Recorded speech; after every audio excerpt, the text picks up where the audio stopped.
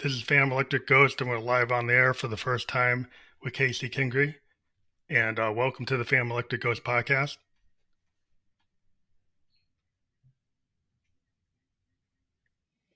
Thank you, Phantom. I'm so happy to be with you. Can't wait to see what happens in the next This is hour. going to be episode 936 of the Phantom Electric Ghost podcast. We're tracking that on Apple Podcast. We've been on the air since 2016. And this episode, the topic is going to be how to share your truth in a way that represents your authenticity so you can get what you really want. And then I'll put your website back up for people to check this out, because we always encourage people who listen to the podcast, because some of our audience don't watch it, they listen to it. So we do want to mention your link. It's www.lifecoachingbylotus.com. Again, that's www.lifecoachingbylotus.com. That will be clickable when we're published on platforms like Facebook, Twitch, and YouTube, and all the other podcast platforms that we're on. So again, welcome to the podcast, and how are you doing tonight?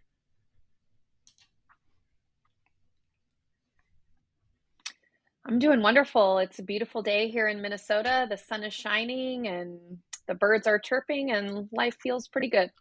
Now we've got the questions you like to answer, but we also got some talking points. And one of the talking points you had is, what role does the heart play both energetically and anatomically within the chakra system and the body, as well as the body? So I don't know if you want to start with that and then maybe go to the other points that we could go to. There's a lot of different things we Whew. could get into. There's a lot of different things we can get to. Well, maybe it would make sense to introduce myself a little bit and just share basically the crux of what I do, which will then give me a sort of vehicle to talk about the heart chakra and the energy that we find there. But I'm a breakthrough coach, and a lot of people don't know what that means. For me, it's like a life coach on steroids, a little bit. But what I do is I specialize is in really helping people kind of conquer an issue or move through something that has historically plagued them in the past. And I know how to do this because I did it my own self in my own life with a breakthrough that I created with alcoholism. And I'm almost 5 years alcohol free right now. And I just remember for about literally 20 plus years of being an adult, just sort of like crying out, saying, is life ever going to change? How will I ever get through this? And I was able to really move through it in a way that allowed me to truly be free. There are some modalities that ask you to stay focused on not drinking so that you can keep not drinking, but that's not really my definition of healing. My definition of healing is that we can like take all that kinetic energy that we've been using with these old patterns and things that are really hanging us up, and that we can free that kinetic energy from those outdated patterns and really use it towards our brilliance and towards living out our mission in life. And so that is what breakthrough means to me, is that we can take this all this energy that people spend being dissatisfied with their bodies and use it to actually go enjoy their lives, or they can take all this energy and shame and money and all these things that get wrapped up in the cycle of alcoholism or other drug use, and that you can truly be free from that and use that energy to go live your brilliance. So that's what a breakthrough coach means to me. So as I help people to create breakthroughs in their lives, most often what that means is that we take an inside out approach, which means that we have to get a sense for what's happening inside of us internally. And I was a drinker for many years, but the biggest theme for my life is that I've been a yoga teacher for 20 plus years. And I'll actually correct myself, I've been a yoga practitioner for 20 plus years, but I've been a yoga teacher for about 16. And the chakra system that lives inside of us can give us a lot of access to the patterns that we create on the inside that then affect how we interact on the outside. Yes. Yeah, you Are can you keep with on me so going. far? Can I just keep going? Yeah. So the reason that I am so focused on the heart specifically is because we live in a society, this modern Western world, that says that the mind trumps all. And while the mind is something we couldn't live without, for so many different reasons, it's really just one organ out of all of these organs that live inside of us. And we've, been taught like mind over matter, logic trumps everything, reason over all. And so now we've got a lot of these people we're just living in our heads all the time and basing all of our life decisions on everything that happens above the neck. And Richard Rudd, who is a teacher of mine who created a concept called the gene keys, he likes to say that we place all this value on the mind, and yet all of the greatest problems in the world have yet to be solved.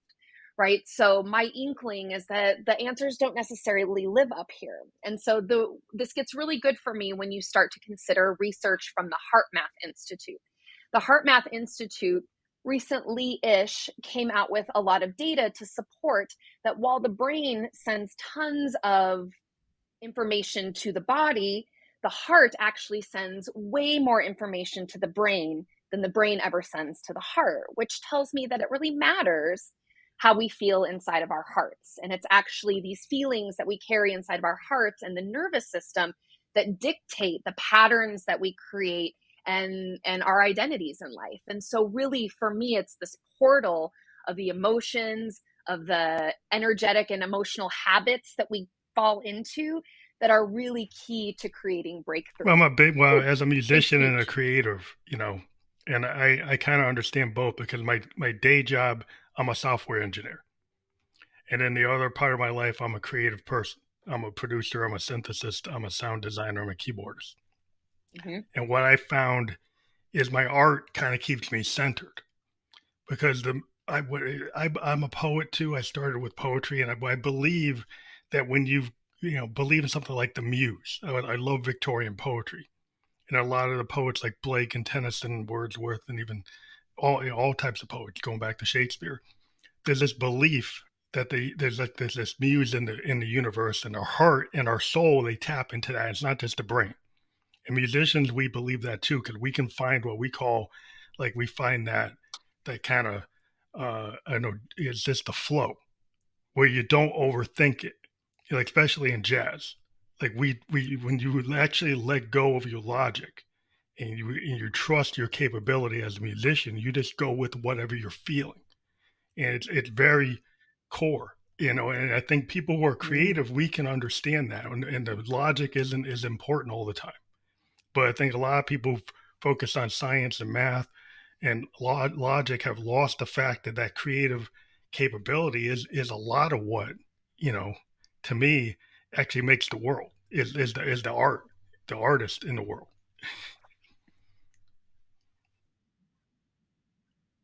Completely, they go hand in hand, and it's that relationship between the mental body and the emotional body that create your life. And what I really heard you say just now is that, well, you said a lot of things and I don't mean to distill it to just one thing, but the thing that really stuck out to me is that it sounds like as a musician you give yourself time to drop out of your head intentionally, and that you consciously choose or understand that you're not spending all of your time and resources up here, which is such a gift. And not many people even know that it's an option not to live up here all the time. And so that's why yoga, that's why poetry, that's why music, right? And so that we can get out of our brains and into ourselves to really understand who we are as whole people, not just this cerebral mental part of us. There's actually three brains that live inside of us. We've got the skull brain that lives in between our ears, but the heart is also considered a brain because it's a huge disseminator of information. And then the gut, the stomach, is considered to be the gut brain. And you probably already know this, but science has shown us that the cells that comprise the inside of our stomach linings are the same types of cells that comprise our brain matter. So when we have like a gut instinct or our gut tells us something, it's very real. That's a real physiological mechanism that's taking place, but we often miss it because we just live in this world that prizes the logical mind. So much of pattern change is understanding what's happening up here because it's all related, but then really understanding No, most life coaches will say that your thoughts create your results. And I believe that too. But I would like to modify that and say it's actually your thoughts and your feelings in a loop together that create your results. And I might even raise my hand to say that as much as our thoughts become habitual, I think our emotions become habitual. And we just very easily identify and slide into victimization or frustration or resentment. And we don't even really know it. So really understanding all of these inner workings can be so, so Well, I'm a strong believer in liberating for there's like a people. multi-directional path between your body, mind, soul, and heart, spirit. I name my identity as like Phantom Electric Ghost because the idea there's like these phantom, you inspirations that come from the universe. Mm, Electricity is inside everything, including the synthesizers I use. And Dr. Robert Moog, the guy who invented the American synthesizer, had all these statements as an inventor, as a doctor of electrical mechanical engineering, said that he believed his instruments had a consciousness because of the electricity that went through them. And a lot of people who are into mm, his understanding of why he created the synthesizer is he felt like you could tap into this like unparalleled world of inspiration from sound waves. Actually, like just the high level, we take sine waves like sine waves, cosine waves, square waves, ramp waves, and we turn them into sound. What we find as musicians is those sounds actually affect people's emotions. They trigger people's behavior. You can actually make people melancholy. You can make them happy. You can make them irritated. You can see this with musicians at concerts. You can get people in tune. You can get people out of tune. You can actually trigger behavior from the waves and from the patterns in the waves that you're using. If you understand that as a musician, you can start to understand this whole universal connection between like the heart, the mind, the soul, and the waveforms that are out there. So it's kind of like the heart and the soul and the mind, they're all talking to each other. And I know I believe that totally, as an artist. But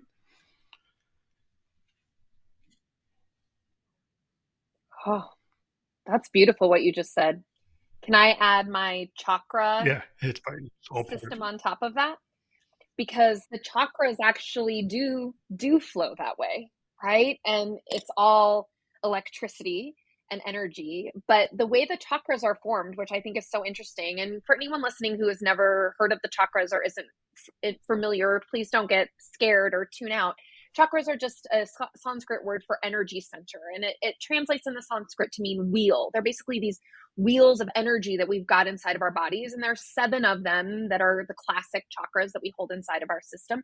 But really, when we understand them, what they can do is they can give us a lot of insight into what's happening on the inside. As a life coach, I always say, like, it's so easy to look at other people's stuff. Like, it's so easy from the outside looking in to see what's going on. But when it's happening internally, it's so swirly and tangled and messy and murky sometimes. So the chakras can often be a pathway out of that. But very simply, there are 7 chakras. And so there are 3 in the lower part of the body, which is considered the lower triangle. And then there are 3 sort of in the neck and above, which are considered the upper triangle. And the heart, guess what, lives right in between these triangles. And so the lower triangle points upwards towards the heart, and the upper triangle points downwards towards the heart. And so, really, like the key to understanding what's happening in the heart is understanding what messages your mind is feeding it. It's understanding your foundation and the way you were raised and the messages your subconscious received that you've built your life upon, and how those messages of scarcity or victimization or disempowerment or vice versa are feeding into your heart. So it's really like, I think as modern day Westerners, we have such a laser like focus, which can be so beautiful at times. But really, when we zoom out and see ourselves as a whole system, like you just described, like seeing the connection between the pieces that live inside of us and seeing the connection between those pieces inside and the pieces outside, like that's when we can really Yeah, get somewhere, it seems like the seeing it way the whole a picture. star is the center of a solar system, like your heart is the center of your actual human system. Though everybody thinks it's the mind, Mm, it's actually the heart. which makes more sense because I actually lived in Japan for 2 years. So I got an appreciation for Eastern culture and for that kind of Yeah. mysticism from a Japanese. I actually follow Nichiren Daishonin Buddhism, which is a more Eastern philosophy, but it's the idea of like the law of cause and effect and those type of things, which is not what Western society believes in. So I have more of a understanding of that kind of because I actually lived with my daughter and my wife in Japan. My daughter went to Japanese school for kindergarten and preschool, so she got introduced to Eastern philosophy from the beginning, and so I thought that that was really gave her a head start. And even to this day, I think it gives her a different perspective than most American kids. She has like a holistic perspective that she understands both. But something that sometimes Westerners are lacking because we don't appreciate other things, or we kind of try to be too much in our head and think about things in a very sequential way rather than looking at things in kind of a holistic way. It could be going multiple directional influences. Yep. Yep. What a gift you gave your daughter by having that as part of her upbringing. I mean, that's I think of how different my life would be if I had had an understanding of how these two parts of the world could converge in a really harmonious way. So what a gift definitely you've given her. You said that the heart was the center of the solar system. That's like I could cry hearing that. It's so beautiful. So many people think that the heart, like in the chakra system, is designed to love. And of course, that's one of its characteristics. But really, the heart inside of our energetic system is meant to provide equilibrium. So it's the center. Your heart will literally, and this is why it's so important when it comes to our emotional cycles and then our cycles out in the world, is that your body and your heart aren't designed for your highest self. They're designed for your survival. So when you're getting all this information from the heart's not going to say, oh no, wait, that's actually not how we want to do this. Like, I actually would like to be more empowered, or I'd actually like to be feel more safe to open myself. Like, your heart's not going to do that. Your heart's going to take what you give it, and then it's going to kind of distort itself to do what it needs to do so that you can keep being you at the root and the crown. You know what I mean? So it's like your heart, it will all kind of culminate in here if we're paying attention. But like you Yeah, it's kind of said, like when people we kind start of to aren't. finally listen to their inner child because people told them, well, I always talk about this where people have truths that aren't really truths, they're beliefs. And their beliefs, like their parents said that you're not good enough, right? That art doesn't mean anything. That you're never gonna, make it that way. So you shouldn't even apply it. And so I run into a lot of artists that like they finally got to a truth that wasn't just a belief. It's like they started to listen to their heart and say, I really want to be an artist. And I know everybody says you can't do that or you shouldn't do that because you're not going to be successful. But you have to do what you feel. It's kind of like what your gut tells you, and it is your gut and your heart and your soul and your spirit kind of tells you. Because like a lot of times, what we do as artists is get gut instinct. A lot of it is like it doesn't always make logical sense why we do things that we do. We do it because we feel that's the right thing, and you can't really explain it other than it's like I believe that this is the right path, and it's hard to describe to people who don't understand that, but it's not always going to be a logical thing. There's a lot of feeling. When you when you know that, is it does where do you know that? Well, it's like Where how do when you I'm know you writing, know that?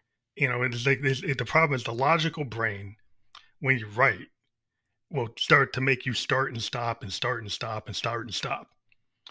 When you start to let go of that, you just actually let yourself flow. And then when you let yourself flow, you actually can end up with a complete song without even really planning it. It just kind of comes together. Now, a lot of that is because of what muscle memory and the ability that your instrument, but you actually listen. You're a lot about being an artist is you listen to the inside and the outside all at the same time. So it's what you're feeling, what you read, what you heard, things you had done before, Mm, and it all kind of subconsciously comes together. And artists, we subconsciously have themes that we might have been inspired by who we like to listen to, or it might be something that somebody said or something that you saw, and it just shows up in your work. In the painters, you can see it, actors, you can see it with a method actor when they just kind of let go and they become that person. It's that type of thing. You don't plan it. You let it kind of, you have to trust yourself. Mm, that's a big theme in my work because that's what this involves. I'm listening to you talk and I just sort of think that artists and creatives should be running the world. Well, in some cases, sometimes they get to do things and you see the result. When you see that they're the artist that actually influenced, Hmm. design. Like if you think about like Steve Jobs, a lot of what he was doing is a lot of art. For an IT company initially, he had a lot of art in his Yeah. mindset that wasn't totally logical. It was like he's doing things kind of the feel. And when you get the people who like are allowed to do that, you get different things to happen. When you get, you kind of get these ideas of Renaissance people. Like if you have a Renaissance type of spirit, you have like it's both art and science in the same person. And I kind of I went to school with the Socratic method. Mm. I went to a college in Maine called Bowdoin. It wasn't all we had blue book exams. Our teachers didn't just ask us like yes and no. We had to kind of be able to explain in a blue book essay at the end of the course. Did we understand the course? And could we actually, in our own words, interpret what we learned to show that we actually understood it? Is a different type of Mm. mindset. And to me, it's like if you don't do that, you don't really understand it. You're just spitting out something somebody told you. Yeah, you need both.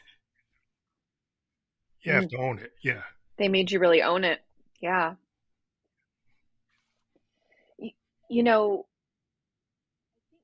when I think about what I know about creatives and more logical people, I think I might be onto something about creatives ruling the world because people that are, and again, I know you already know this, but people that are typically more creative are more right-brained individuals, right? And then people that tend to live in their logic are more left-brained individuals.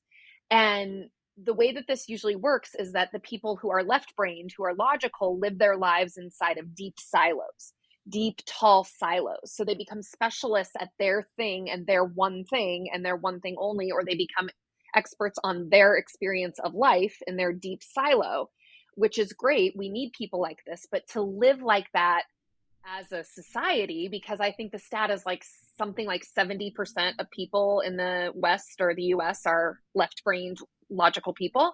So, what that means is we get a whole bunch of people who are living just deep, deep, deep, deep, deep in the caverns of their own experience. And the things that typically come with that are like, as long as me, myself, and mine are taken care of, then everyone else can go pack sand. Whereas creatives don't see life like right brained individuals don't live life usually in big, tall silos. They live Yeah. their life in a lot of shallow buckets, and all the buckets connect together. And so they can see it's almost like jack of all trades, master of none, but a little more complex, whereas like people that are more creative in their right brain tend to be able to see the full picture. They can see how things fit together. They can see how one bucket affects the other. They tend to have a broader perspective. And I just wonder if that Yeah. right side of the brain is something that as a Well, I think the society problem is that we would in the be industrial honed. society you have the bell curve. And so what happens is people get in that narrow bell curve. Like Henry Ford measures you based on how fast you can do the automation with the machines. You get put in a cubicle and you get a test, Mm-hmm. get standardized tests, you get assessments. Then on that bell curve, the Einstein, he got a D on math, but he's the greatest physicist ever. So they didn't really measure him, right? That the measurements are off on the creators. They're a lot of times on the outside of that bell curve. And the thing is, you actually need people like that, but our measurements actually say that those people aren't good, aren't qualified, but they are more than qualified. And business is starting to figure out that you can't just measure people like that. You have to bring creative people in, but they still kind of get it wrong where they don't realize like it's hard to measure those creatives other than let them do their thing. But people want to be able to have Right, predictable right. results. They want to analyze it, they want to control it. It's hard to control that kind of creativity. It kind of happens, and then it's like, well, how do you measure that?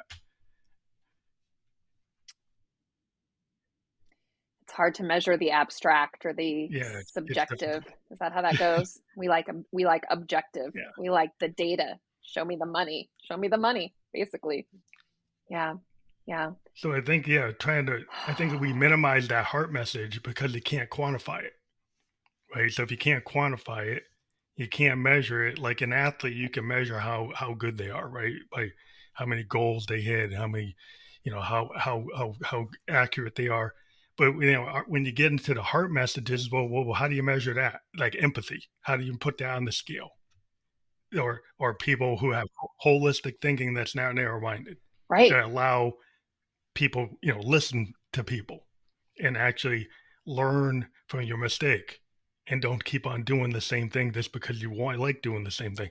It's like, it's hard to, you know, tell people that the way should be more with uncertainty.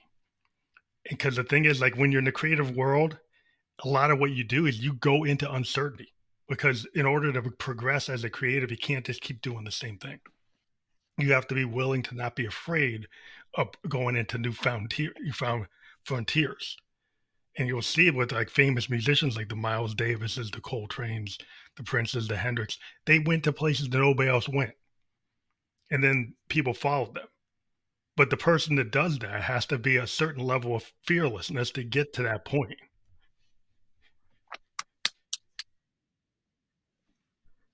You need courage, you need trust, you need uh, the ability to value things that we cannot see. And these are none of this is all of this is so countercultural. It goes so against the grain of what we've been taught, And so it takes even just to have this conversation, even just to like ask the question of like, how can I live from my heart or live in these nuanced ways. It takes so much courage to even do that, to be someone that is willing to raise their hand and go out into the unknown. I mean, we're taught to conform. We're taught, so much of what I work with my clients with is this word should.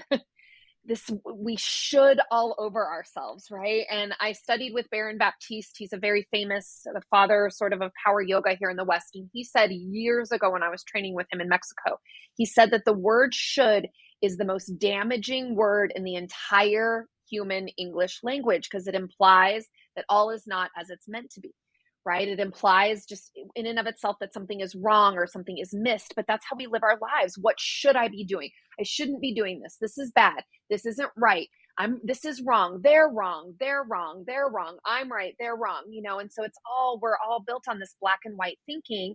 And then we've built our lives based on these rules that are all built about conforming, about like trying to keep a safe path, not having to go into the unknown, trying to guarantee your safety. So many people that I work with, they're like, I'll do whatever you say as long as you tell me where we're going. And I'm like, no, no, no, no, no. That's not, we step out off the ledge into the abyss together. There's no guarantees, and that's really part of the beauty. But I think I had more to say about that, but I sort of trailed off a little bit. But it's this whole black and white thinking. Mhm. The rules are very clear for black and white.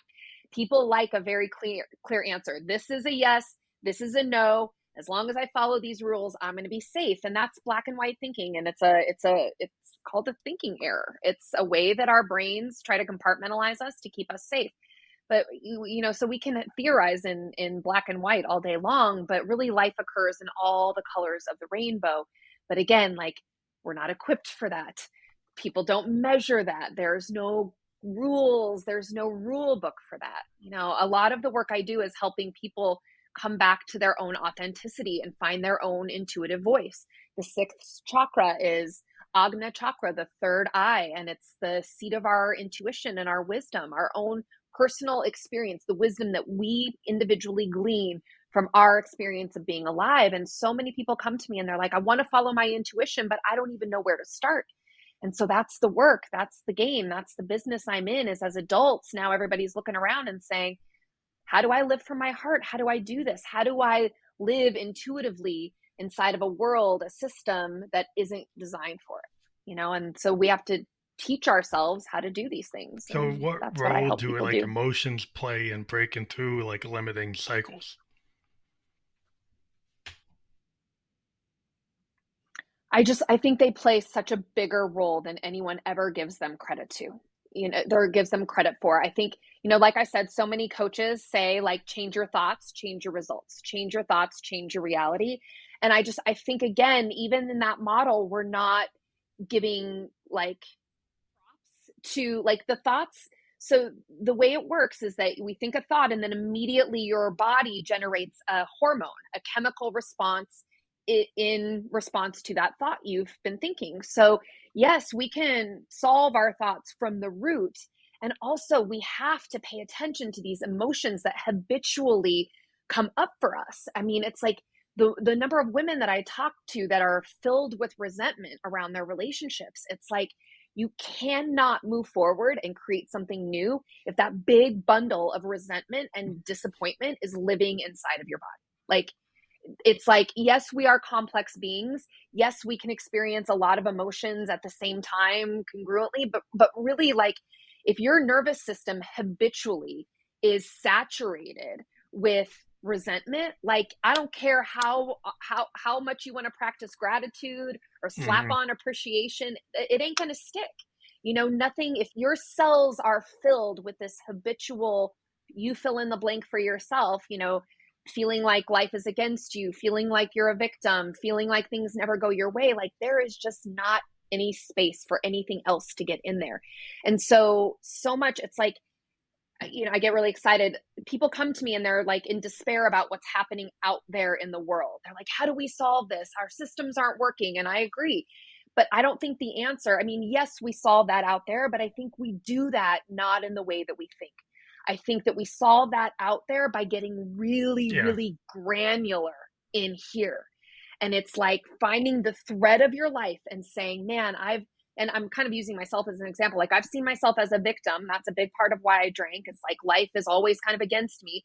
So I see this thread of victimization coming through. And then in the moment, my body is so used to just feeling that, to just seeing like, see, life is hard. See, I told you so. Like, my body has developed a habit of doing that. And so it's up to me, if I want to not be a victim and if I want to really create a life that I've never seen before, to take that feeling that my body has grown so accustomed to and say, whoa, hold up, hold up. I can see this. It's valid. I get it, but I can't just go into it. I can't surrender into it. I can't just let it take me away. So what can I do here that's more neutral? That would give me a little bit more agency. And so that's what I really teach people to do, is like, take these feelings that they feel like they're just at their mercy, and really anchoring down and saying, no, no, no, the buck stops here, and it stops inside of me, inside of these circuits that I'm just now drawing Yeah, awareness it's to. interesting because when I was in school, I studied sociology. So I studied like the microcosm and the macrocosm, which is like the individual and then group behavior. So the individuals can be primed to be affected by group behavior. You used to look at like crowd behavior in a riot, right? And the individuals getting triggered. And there's individuals getting triggered by group behavior going back and forth. And the fact is, like, individuals affect the macrocosm. So you can do something when you change your kind of your mindset. So if you get a mindset that, like, if you think of it in the Buddhist philosophy of like Nichiren Daishonin, is like law, cause, and effect. I bring negativity to me if my outlook is negative. Then I'm just going to keep on building negativity, and negativity is just going to keep on happening. If you believe in positivity, you start in the your day with affirmations of positivity rather than affirmations of resentment and negativity, then those positive things happen. It's kind of like an artist when we feel like, if I show up and I do positive artwork and I put it out in the world, opportunities just come to me because I'm actually putting things out there. But if I say, well, I Mm. can't be successful, I'm not even going to show it. I'm just going to keep my 100 demos to myself and never show anybody. Then you never get the opportunity because you're just living in this resentment, or I'm not good enough, and you never show anybody. So you're not going to get, nobody knows about it. It just stays inside and it burns you and it makes you feel bad. So you have to be willing to kind of work on yourself and be able to, make that, actualize that thing and make it happen. That's beautiful. That word actualize, I think that that's so key, and the word that was coming into my brain when I was listening to you speak is embodiment. That yes, mindset is key, but your new mindset is only as good as your body will believe you, right? And a lot of times there's a big gap. A lot of people need to diffuse emotions. Like they need to just get it out, right? And but really like you have to choose out. It sounds like your affirmations are really working for you. And so for your listeners, I would really encourage like that when you choose affirmations, sometimes they have to be like not the full shebang right away. They have to be something that's like a little bit more neutral or a little bit closer to where you find yourself in the moment so that when you repeat them over and over in your brain, like that's how you know if an affirmation is quote unquote right for you or working for you, that when you say it inside your Mhm, yeah. brain, you feel better. Right. And so I know a lot of people are running around town being like, I am this, I am that. But it's like, if it's not getting in, if you don't feel relief, if it doesn't change your internal emotional state, then in my opinion, like, it's great. It's great to have an intention. But like, again, I think bridging that gap between these new thoughts and then really like letting them touch you, Well, I I think think when is your really heart an is full important and key. you let it kind of smile over you, then you feel that positivity and it's not something you're going to have any self-doubt Mm, about. Like when you get this affirmation and it's kind of this universal yeah. thing that's very uplifting. Mm, And some people would say, well, that's spirituality. It doesn't necessarily have to be spirituality, but it's like it's just the affirmations that lead you toward, you know, things that aren't gonna hurt you. They're actually gonna, try to negate the hurt because you start to see a path. Like, I'm a yeah. cancer survivor. Mm, Age 27, I had a level 3 sarcoma and I survived. And I just kind of felt like there were mm, things before the wow. cancer that was self-limiting and I was scared of, wouldn't do public speaking, wouldn't be out in front. And then I said, well, what was I scared of? And then once I beat the cancer, I said, why should I be scared of anything? I went to Japan and doing the stuff I'm doing because I was, as a, pre-cancer young version of myself, I was totally fearful of a lot of things and I would not be willing to put myself out there. And then after I said, why not?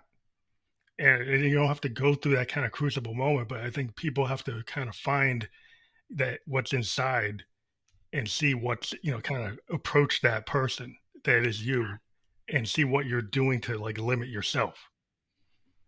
Yeah. Yeah. And you have to self-resource. You have to kind of it's not a pull yourself up by your bootstraps, but it's like finding your best qualities on the inside and really leaning into them so that they can carry you through. I feel like in order to affect habit change or breakthrough on a level that lasts, it's like these parts of you kind of are at war inside, that there are these like, and this is for all of us. It's like inside of each of us, there are these parts that, like I said earlier, like your brain and your body, they don't really want your highest self. They just want your alive self. And so there are these parts of you that when you want to expand, when you want to grow, when you want to overcome your fears, like there are very real parts of your reptilian brain, your amygdala, that are going to say, no, no, no, no, no, we're good here. We're fine. This is great. See, look, you're alive. You're safe. This is good. We're good. We're good here. Right. But then there are also the frontal lobe parts, the brilliant parts, the parts that can dream and see something new and want more and yearn for harmony and beauty that we haven't seen yet. And so ultimately, like you said, like there's a choice that we have to make, is like when you see all these parts that live inside of yourself, you have to kind of decide at some point, like, which one am I going to give more voice to? Which one am I going to give more energy to? Which one do I want to be making the decisions on my behalf? And it sounds like your cancer journey was a real breakthrough for you, like once you facing like what I would imagine to be probably the ultimate fear, that really you realized you didn't have Yeah, anything they to have be run afraid of into it after with that. like other people I've talked to that, when they hit a moment, they could talk to a domestic violence, somebody who went through that, or they went through like catastrophic like situation in their life, and then I've talked to people where they've kind of gone through that crucible moment, and they discovered like they had this capability they didn't know they had. And it's kind of like when people, start to believe, it's like because maybe you didn't think you were good Mm. enough, and then you realize that that wasn't the truth. That was a belief that you erroneously felt, and now you don't have to be stuck there. You don't have to be, caught in that. And you kind of, it's like maybe this idea, like you have this idea of rebalancing heart energy, and like people don't realize the heart is the center, right? So if you didn't think your heart was the center and you thought your mind was the center, and then you had all these, Yep. or you had these reptilian mind thoughts that were kind of ruling your life, to keeping you in this resent mode, and not, how do you break out of that? Well, it Exactly. seems like you have to rebalance that in some way.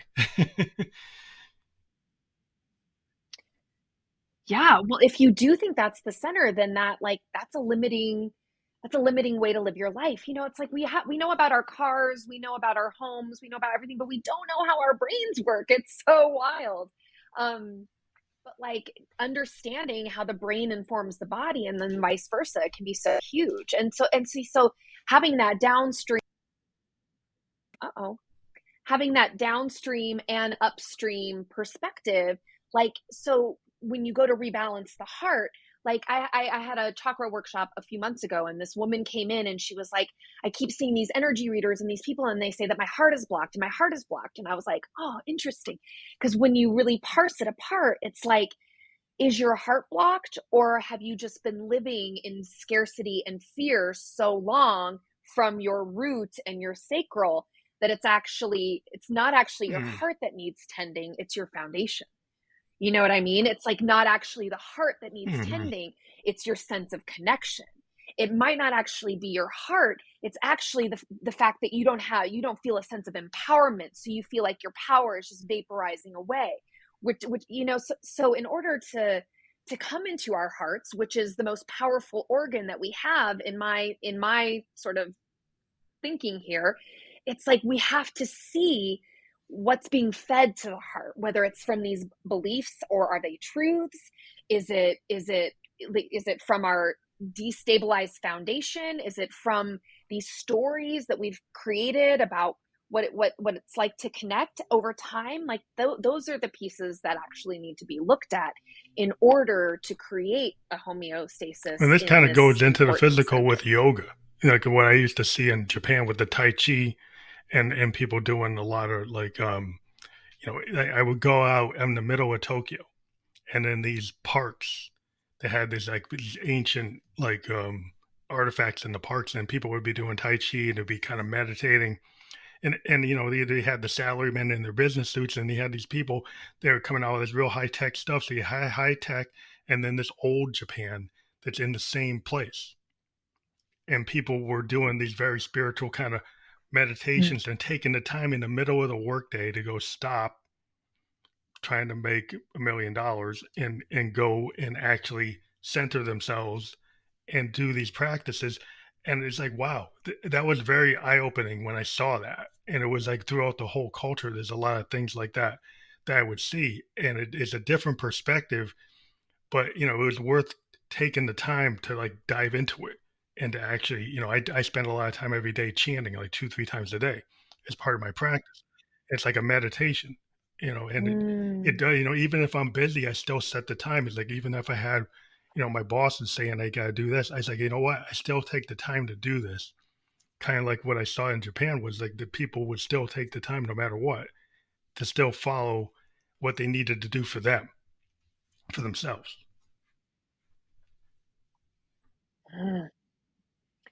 So brilliant. Number one, I just want to say that you are like your whole thing is vibration, right? Like I just love that about you, that like you see the energy and you feel that, and it seems like your whole life has been formed like with the chanting, with the musical instruments. Like it sounds like vibration is the way you achieve that inner peace, or you create that for yourself, and that's so beautiful. There's so much going on with sound healing right now, and Himalayan singing bowls and so many things that people are really starting to understand these vibrational effects. So for you to be living it through your chanting and through your expression of music, I just think that that's so healing, and it really energizes me to see what healing and wholeness looks like to other people. So there's that. I think I was going to say something else, but I may have forgotten what it No, was it's because just I I've was kind always of jazzed by believed what in you the shared. yeah, in that kind of power of the sound wave. Oh, I got into synthesizers when I was 17, yeah, and I actually got into sound design.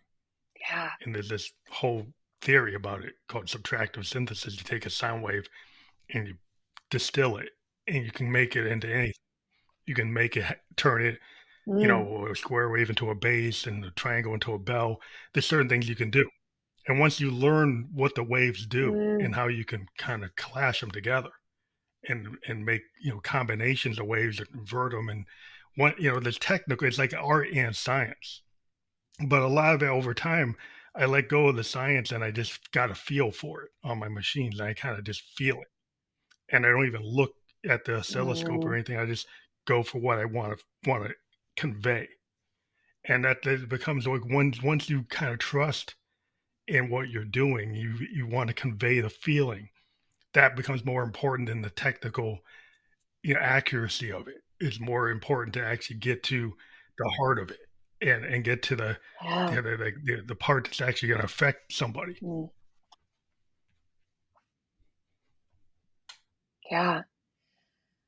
So you may know a little bit more about this than I do.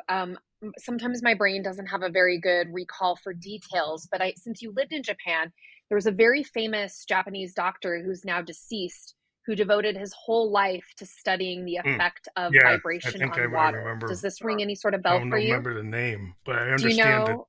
I, I can go find it, but I yeah, I'm can't aware of remember it. his name, but for yeah, and for any of your listeners, like literally you could just Google effects of vibration on water and you might throw like Japanese doctor in there too, but you'll see pictures online of like what like so his whole exploration was that he would speak benevolently to water and then he would look at those water molecules under a microscope and he would see that like when you speak benevolently to water that it changes shape and it's beautiful and symmetrical and delightful. It almost looks like snowflakes, like these really beautiful lovely images.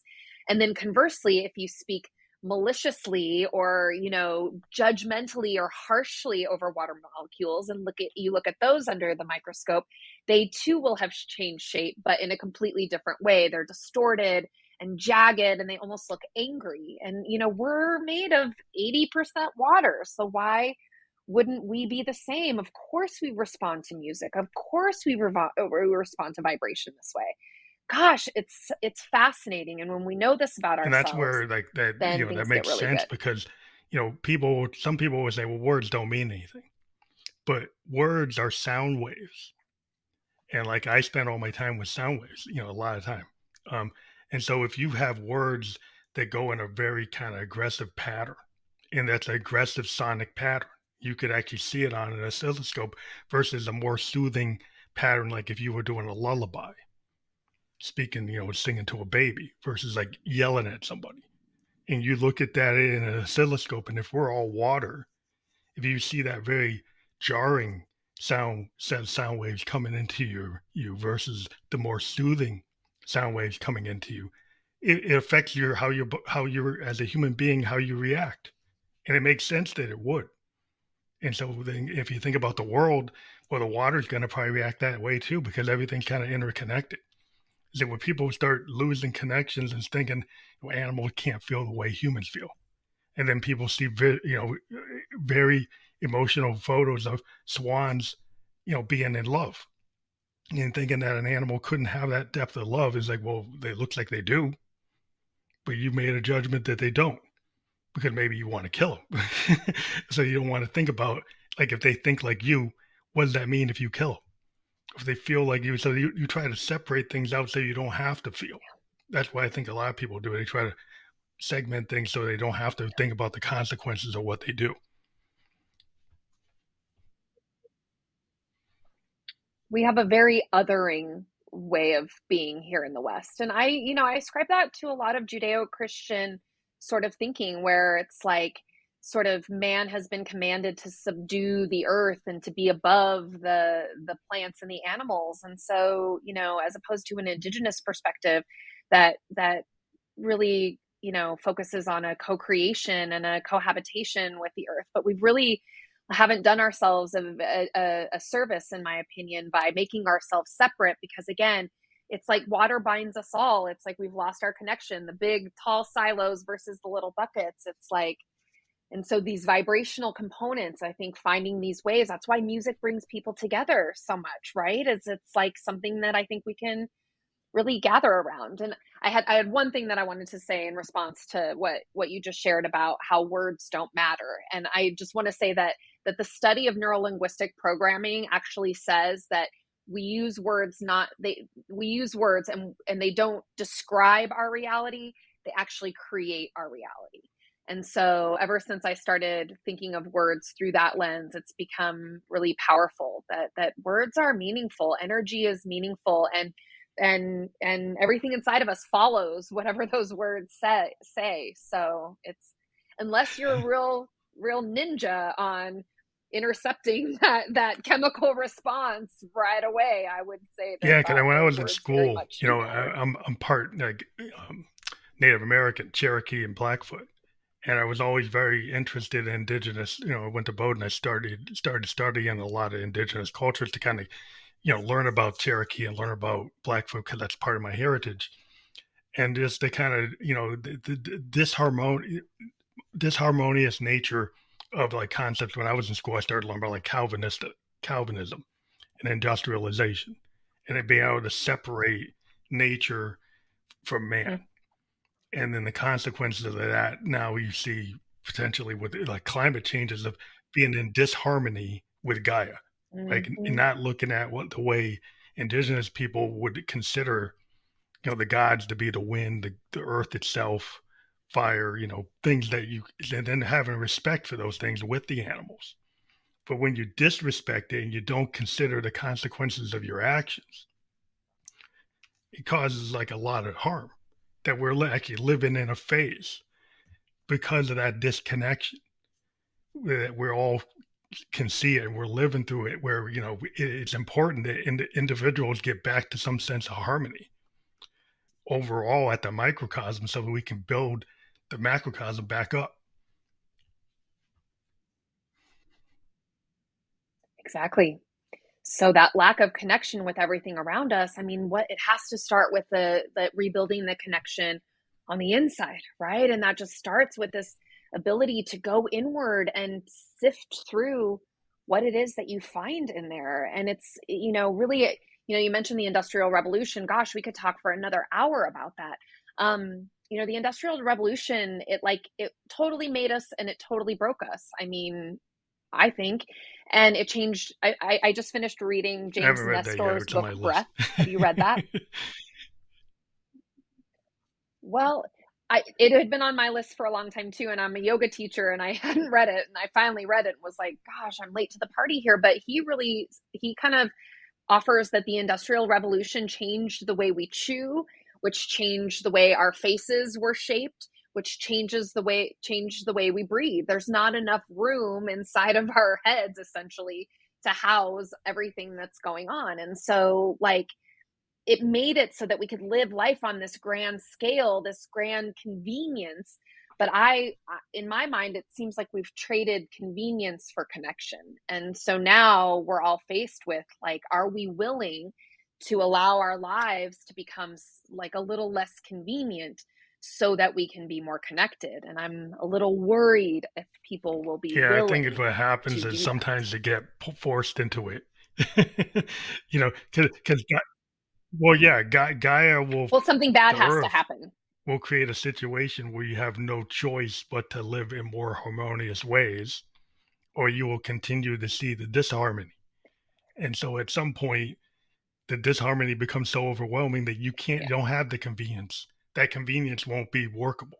It is my opinion, but I think it's Yep. it's somewhat logical and mystical at the same time because there's science behind it and there's art and there's philosophy. But at the end of the day, it's going to be what it is. So I know. I guess I was just hoping that maybe we wouldn't have to get to that point, but yeah, it is. we probably will. That's what with my alcohol-free clients and stuff, I say to them, it's like, you don't have to hit rock bottom to wait to change your ways. You really don't have to do that. But there's something inside of our human system that just says it's not bad enough. And then it is, and then we Well, that's change. the hope. So hopefully The it will hope is be the something that's macrocosm will workable. affect the macrocosm, because sometimes we have political systems. I was a political science major. They make it very difficult for the individual to actually change something that's very negative. If you're in an oligarchy Mm, that's super totally. negative and doing all the, it's hard for the common person to break that oligarchy or to break totalitarianism. And if that's doing negative Absolutely. things to both the macro and the micro and the planet overall, the individuals could be like, we don't like this. But it takes something to actually takes a lot of effort to overcome it. You end up with, like a World War II scenario where you finally get Right. to a point where you have to just say these totalitarians, these oligarchs know they can't do this to humankind. You have to stop it. And so there's a point where the people will have to Yep. make a decision Yep. where that, and it's not an easy decision. That generation understood that was not an easy decision, you know, to deal with that. But Yeah. Yep. I think if there's one thing that I learned from the pandemic, it's that our systems and structures that we thought could keep us safe, they cannot. And maybe they probably never could. But they definitely can't in the way that we thought or had assumed going forward. So so much of this lives in our systems, right? And so it's like, I'm not here to say like, because there are people out there that can do as much of their own internal work, and they're within the system that will not allow them to transcend, and that's very, very, very real. And yet, despite all of that, I still believe in this indomitable human spirit that says, wherever you are, whatever it is you're facing, can the answer just still lie inside each and every one of us? And if we can come to that answer within us all, that authentic answer with whatever your circumstances, I think if each of us were to go live our authentic lives, free of our stories, free of our conditioning, free of those rules that everyone should or shouldn't live by, I really think that we would, if we could meet each other as we really are, of our true selves, I think that things would be different. I think things would, yeah, we you could can create have something like different a from that human place. revolution in your mind, even if you were imprisoned. You can still be thinking with a a very positive outlook, and you could leave the world with some really brilliant writing that affects the Yes. rest of the planet. And so, even though you Right. yourself might not be free, your mind might be free to affect, and what you say might be free to affect a change across, like a Nelson Mandela. He was in prison. His words were so eloquent, they triggered all these behaviors. Martin Luther King was imprisoned and he wrote the Birmingham letter from jail. So Absolutely. you can do things even though your state might not be perfect or you might be under duress. You can still do positive actions. Well, and if nothing else, they'll just make you feel better, right? Like then your experience of living will be more harmonious and more grounded and more filled with purpose and intention, right? And so even if nothing else, like Transformational. even if Yeah. it doesn't Yeah. touch the collective, which I just don't see how that could be possible, Inner it still just transformation, means if that you're you get a feeling better better, I life. think you're still part of the whole universe. And if you're in the universe and everybody's all interconnected with electricity, if you're putting out positive energy, even though you don't see how it's affecting people, it still affects. And from a high level, the fact that you have that positivity. So the kind of concept of like the law of attraction and law of cause and effect is like that positivity is still important, even if you don't think it reaches anybody. It's still very important. Yep. Yep. As within, so Well, thank without. you again. We're at the close of the program. I want to let people know about your website again, lifecoachingbylotus.com. Maybe you can tell people, like, if people click on that, what happens when they go to that website? Yeah. Thank you. Thank you for asking. So if you go to lifecoachingbylotus.com, I know it's a lot of letters. But if you just land on my main page, you'll see all my offerings. I do one-on-one is really my specialty. I love spending um, a fair amount of time with people to be able to unweave and reweave new cycles that really transform their lives and the whole world. So you'll see a place where you can book with me to explore the one-on-one path. And there's also a Patreon community that I have where I cultivate tools for the journey where that people will actually use. And so it's a real fun community. But if you just by chance, I created something special for this conversation that if you wanted to just add a backslash chakras to that URL, it'll take you to a special page where you can sign up for a chakra inventory with me, where we can kind of map out what's happening for you in your heart, below your heart, above your heart, and we can kind of get a sense for what's happening inside of you and give you a couple ways to reroute that in real time. So I'd be really excited to walk people through that Like that. experience. If I added chakra to it, is that right? Oh, Oh, it that might. was I an think it S. has an S on it. Oh yeah, I did. I spelled it wrong. Look at No, I spelled you, it wrong. real That's when you time, type fast. real time. Type too Thank fast. you, thank you. No, I'm super impressed by you. And Phantom, this has just been so wonderful. I think you're so interesting. And, life is all about the layers, and you've got some such dynamic layers. And it's been really, really So fun that's to like chakras with an chat with S you on it. today. See if I can get that to come back. Yes, sir. Is that the right one? Yeah. That's perfect. All right. Thank you Yes, again sir. I for see it. being on the program. It's beautiful. Thank Again, you. this will be on almost every platform that podcasts are on. We're going to give a landing page to your audience by tomorrow. But we were live on Facebook, YouTube, and Twitch, and that will be clickable on those platforms. We'll give you the Facebook and YouTube immediately after we're off the air. But thank you again for being on the program. Remember to just hang in the green room for a second for the final recording. And thank you Okay. for Yeah, of being on course. the show. Thank you. Thank you. Thank you. That was a lot of fun. I appreciate it.